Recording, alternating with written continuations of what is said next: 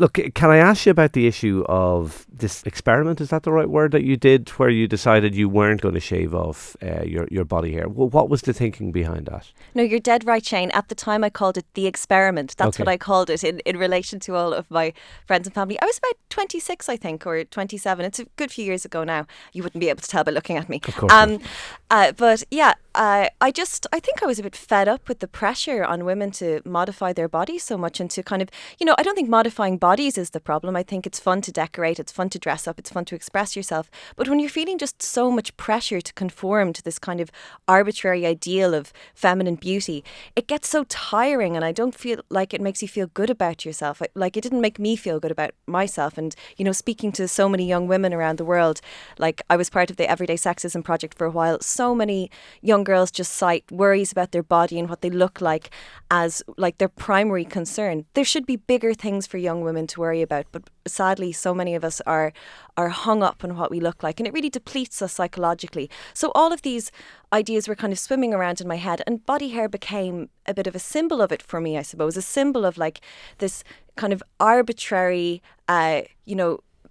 ways in which we're expected to modify our bodies, ways in which men aren't expected to modify their bodies. So a man's hairy armpit is completely fine, natural, healthy, adult, masculine. A woman's hairy armpit is, oh my God, you freak, keep it away from me.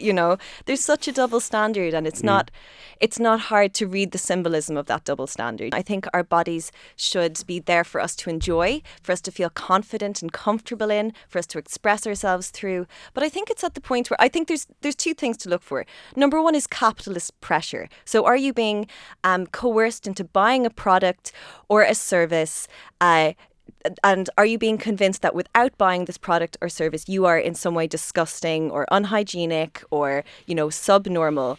And if so, then there's an issue. So if, like, wearing makeup, loads of fun, great, wonderful. I love a bit of makeup sometimes. I don't wear it most of the time, but like if I'm going to a wedding or something, I will engage in a bit of smoky eye and have a lovely time with it.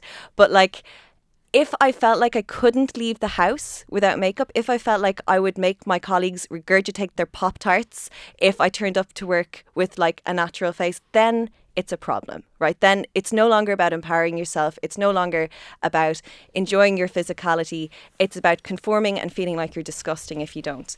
And another, so thinking about commodification and capitalism and coercion is one way that we can think about what's harmful and what isn't. And another way is, to quote Caitlin Moran, like, are the men thinking about it? Are they worried about this? Like, and if the answer to that question... Well, increasingly they are, aren't they? Yeah, but if the answer to that question is no, if the answer is like, is the man in my office worried about having mascara smear on his face? Is the man in my office worried about his armpits? Is the man in my office like teetering down the hall in increasingly painful shoes?